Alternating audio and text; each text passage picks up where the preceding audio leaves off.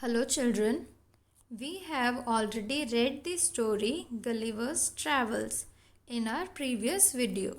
Today in this video we are going to practice the exercise questions of this story.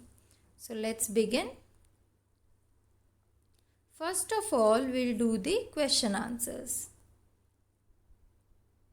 Question number 1. Why did the captain send the men to the land? Captain ने land पर बाकी आदमियों को क्यों भेजा था? Answer is the captain sent men to the land to fetch water. The men went to the land to bring water. Question number 2. Why did the men rush back to the ship? जो आदमी पानी लेने गए थे land पर वो वापस ship की तरफ क्यों भाग रहे थे? Answer is the men rushed back to the ship because a giant began to chase them. Number 3. Choose the correct answer. Number 1. The giant carried a reaping hook because A. He was fighting with the other giants. B. He was going to reap the corn. C. He wanted to frighten Gulliver. Correct answer is he was going to reap the corn. Number 2. They put Gulliver on the ground to look at him because A. They had never seen such a human before. B. They thought he was a doll. Or C. They had never seen such a tiny man. Correct answer is they had never seen such a tiny man because they lived on the land of giants. Number 3. Gulliver was a farmer, a sailor, a giant or a dwarf. Dwarf means बहुत छोटा. तो correct answer is a sailor. He was a sailor. Now name the creature to whom you would look like Gulliver. The creature is now extinct. The word begins with the letter D and this picture gives you the hint. आपको एक ऐसे creature का नाम बताना है जिसके सामने आप गुलिवर जैसे नज़र आओगे. जैसे इस स्टोरी में गुलिवर बाकी लोगों के सामने नज़र आ रहा था, ऐसे ही इस क्रिएचर के सामने आप नज़र आओगे. This creature is now extinct, मतलब अब ये नहीं एग्जिस्ट करता है हमारी दुनिया में और इसका नाम शुरू होता है डी से. You can easily identify from the picture that it is a dinosaur. Now question number 5. From the text right the sentence that tells you the following. आपको स्टोरी में से वो सेंटेंस ढूंढ के लिखने हैं जिनसे आपको ये पता चलता है. First, the giant reapers were fascinated by Gulliver. Answer is they all sat on the ground to take a good look at me. Next, Gulliver was a learned man. कि गलिवर बहुत लर्नेड था, यानी कि उसको बहुत जानकारी थी. ये हमें इस लाइन से पता चलता है. I tried to speak to them loudly in several languages. उसने बहुत सारी लैंग्वेजेस में बोलने की कोशिश की थी. Number 3. The farmer's son thought Gulliver was a toy. Farmer के बेटे को लगा था कि गलिवर जो है एक टॉय है. ये आपको किस लाइन से पता चलता है? Answer is on seeing me the child grabbed me from the table and put my head into his mouth. कि गलिवर को देखकर बच्चे ने उसे उठा लिया और अपने मुंह में डालने लगा। बच्चे भी ऐसे ही करते हैं ना, अपने टॉयज़ को पकड़ लेते हैं और अपने मुंह में डालने की कोशिश करते हैं। Number 4, the farmer's wife was a kind hearted woman. Farmer की वाइफ जो थी वो बहुत काइंड हार्टेड यानी कि बहुत दयालु थी। Answer is later she put me on her own bed and covered me with a clean white handkerchief. कि उसने लास्ट में गलीवर को अपने बेड पर सुलाया और उसको क्लीन वाइट हैंकरचीफ से कवर भी किया। ये बहुत सी लाइन से पता चलता है कि वो काइंड हार्टेड थी। उसने गलीवर को खाना भी खिलाया था, उसके सामने ब्रेड के छोटे छोटे टुकड़े करके दिए थे। Crumbled bread she gave him to eat and she also saved him when the baby dropped him. जब बच्चे ने उसे छोड़ दिया था तब भी उसने उसको सेव किया था। So all these lines tells us that she was a kind-hearted woman. Now let's move on to the next exercise. Read the following sentences carefully. The giant farmer's voice was as loud as a bellowing trumpet. Or the giant farmer's voice was as loud as thunder. When something is very cold, we say it is as cold as ice. This is because ice is very very cold. तो यहाँ हमने कुछ examples देखे जिनमें हम किसी चीज़ की intensity या कोई क्वालिटी दिखाने के लिए उसे दूसरी चीज़ से कंपेयर करते हैं। जैसे अगर कुछ बहुत ठंडा है तो हम कह सकते हैं कि it is as cold as ice. तो हमने आइस का इस्तेमाल क्यों किया है, आइस वर्ड का? क्योंकि आइस बहुत ठंडी होती है। तो किसी चीज़ की ठंडक अगर हमें बतानी है कि बहुत ज़्यादा है तो हम उसे आइस से कंपेयर करके बता सकते हैं। So we will see more examples like this. Now complete the following, use the words given in the box. तो यहाँ राइट हैंड साइड में जो बॉक्स है यहाँ कुछ वर्ड्स दिए हैं जो अलग अलग तरह की क्वालिटीज़ है, कोई डिस्क्राइबिंग वर्ड्स है। और जो ये फिल इन दी ब्लैंक्स है, इस स्टेटमेंट में कोई ना कोई चीज़ का नाम दिया है। तो अब कौन सी क्वालिटी किस चीज़ को बिल्कुल ठीक बताती है ये हमें चूज़ करना होगा। For example first sentence, as dash as a feather. Feather मतलब पंख। तो पंख जो होता है वो कौन सी क्वालिटी को बिल्कुल सही बता पाएगा, वो हमें इस बॉक्स में से चूज़ करना है। For example red. रेड पंख नहीं बताता ठीक से, क्योंकि पंखों के तो बहुत अलग अलग कलर्स होते हैं। Slow, no. Black, no.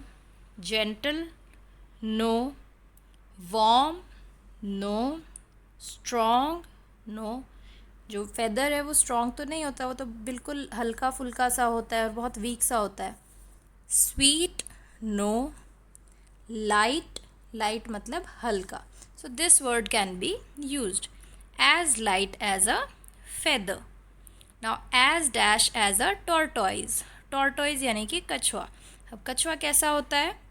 If you read all the words you will find that slow is the most appropriate word here. As slow as a tortoise. As sweet as honey, क्योंकि honey sweet होता है। As white as snow. Snow के लिए हम cold भी use कर सकते हैं क्योंकि snow बहुत ठंडी भी होती है, बट इस बॉक्स में cold नहीं दिया है, white दिया है।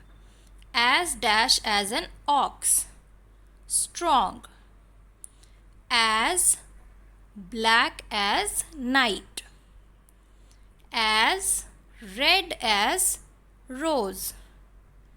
As dash as toast. Toast is warm. As gentle as a breeze. Now use the above expressions to complete the following sentences. उसी में से कुछ वर्ड्स हमें यहाँ चूज़ करके लिखने हैं प्रीवियस एक्सरसाइज के। The old man's hair is as white as white के लिए हम कौन सा एक्सप्रेशन यूज़ कर सकते हैं? Snow, as white as snow. His feet were as cold as, cold के लिए भी हम स्नो को यूज़ कर सकते हैं, as cold as snow. The newspaper boy was as slow as, slow के लिए we can use tortoise, as a tortoise in delivering the papers.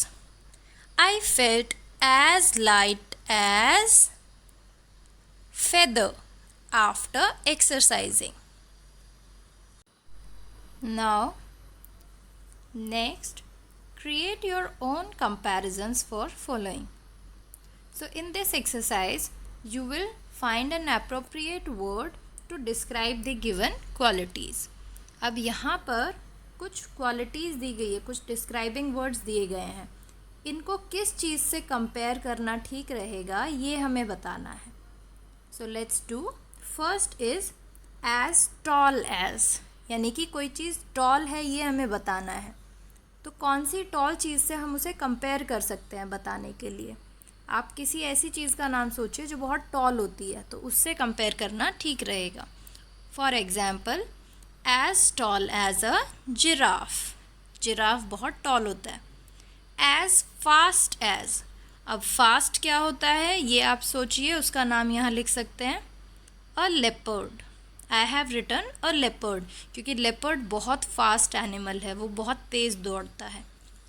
As high as, high मतलब बहुत ऊंचाई उसकी ज़्यादा है. कुतुब मीनार, कुतुब मीनार आपने देखा है, एक मॉन्यूमेंट है, उसकी हाइट काफ़ी ज़्यादा है. एज एंग्री एज, एंग्री मतलब गुस्से में. Hungry lion. As tiny as an ant, चींटी बहुत छोटी होती है, तो टाइनी के लिए हम एंट वर्ड यूज़ कर सकते हैं. As brave as a tiger. You can use other words for comparison also. Just take care of these qualities. Now, next exercise. When we compare two things or people, we add er or more to the describing word. When we compare three or more things or people, we add est or most to the describing word. ये हमने पहले भी किया है class 4th में, कि हम positive degree को कंपैरेटिव बनाते हैं जब हम दो चीज़ों को कंपेयर करते हैं.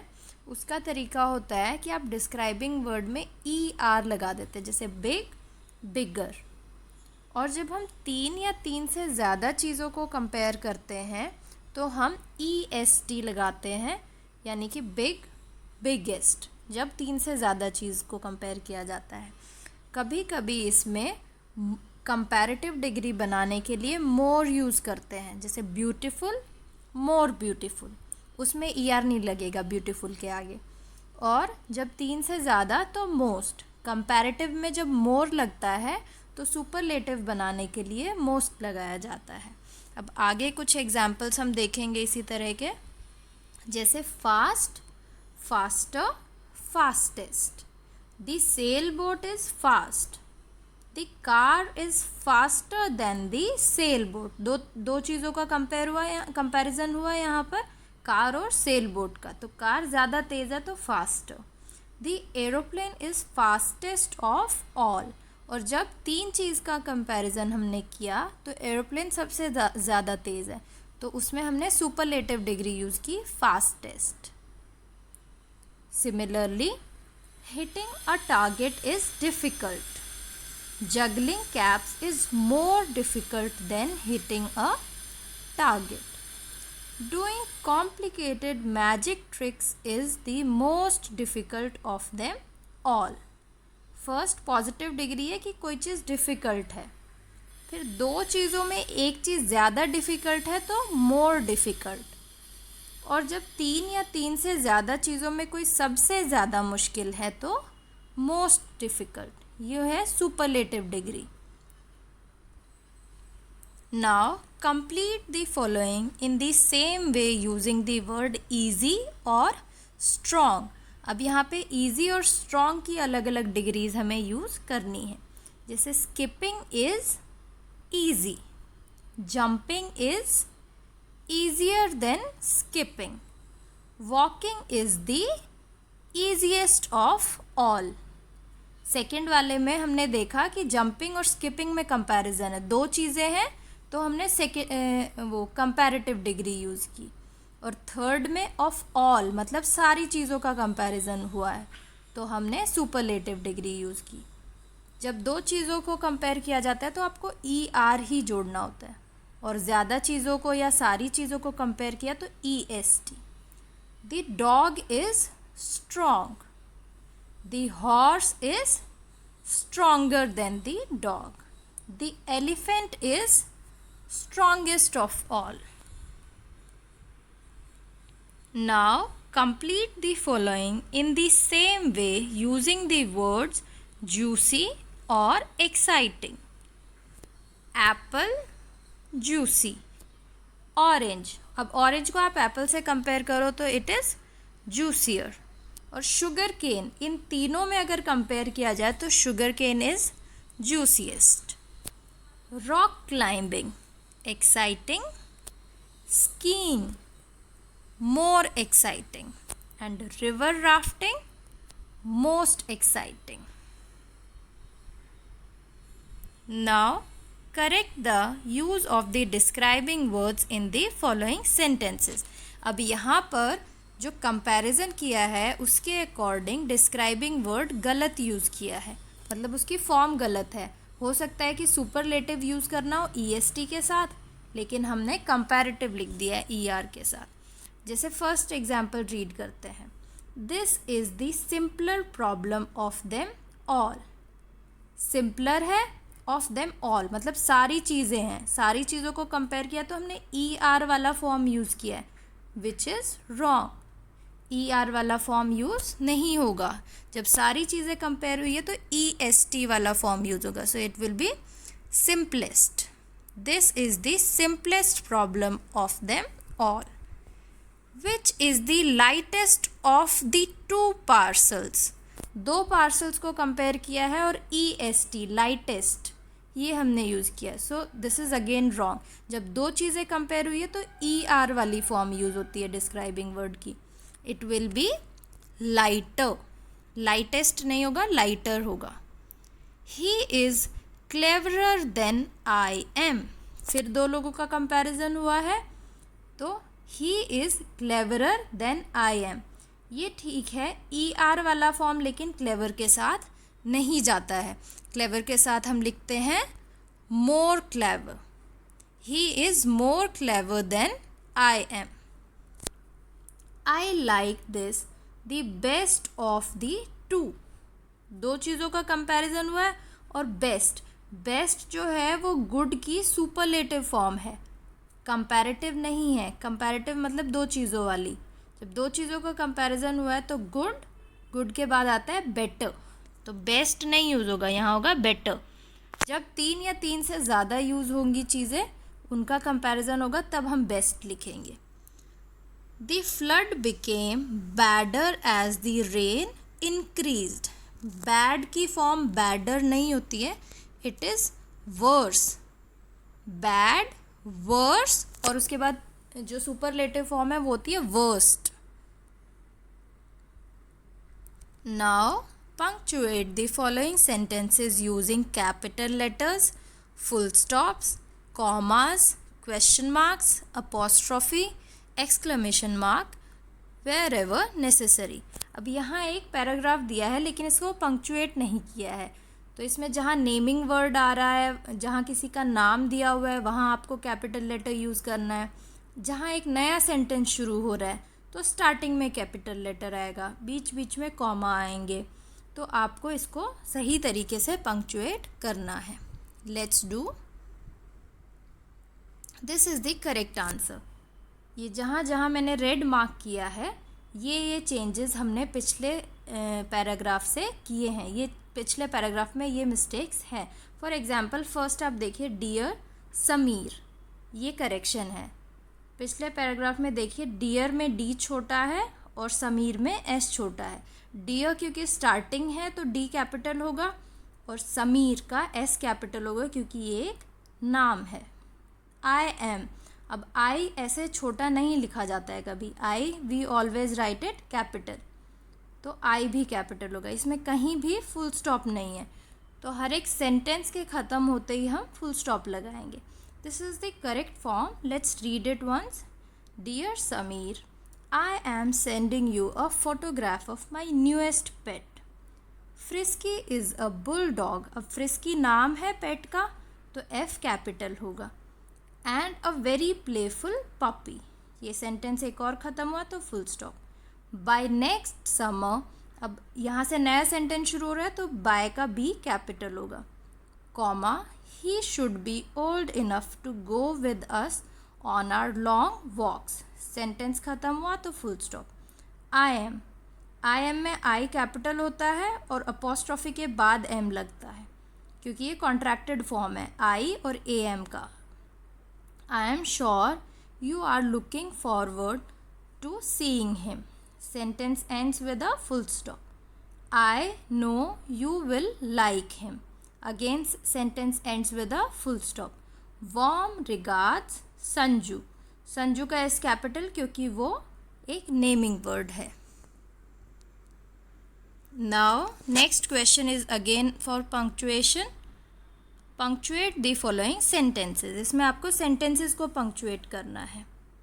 Next Wednesday, my sister Meeta is going to join the State Bank of India. नीचे आप देख सकते हो इसका करेक्ट आंसर है नेक्स्ट वेंसडे, नेक्स्ट का एन कैपिटल क्योंकि ये स्टार्टिंग ऑफ द सेंटेंस है, वेंसडे क्योंकि ये एक नेम है, name of a day, again M is capital because it is name of a girl, and this is S B and I are capital because it is name of a bank. So these are the corrections. Now next, the dog wags its tail when it's pleased but the cat waves its tail when it's angry. इस sentence में full stop नहीं है और starting जो है D से हुई है तो टी कैपिटल होगा.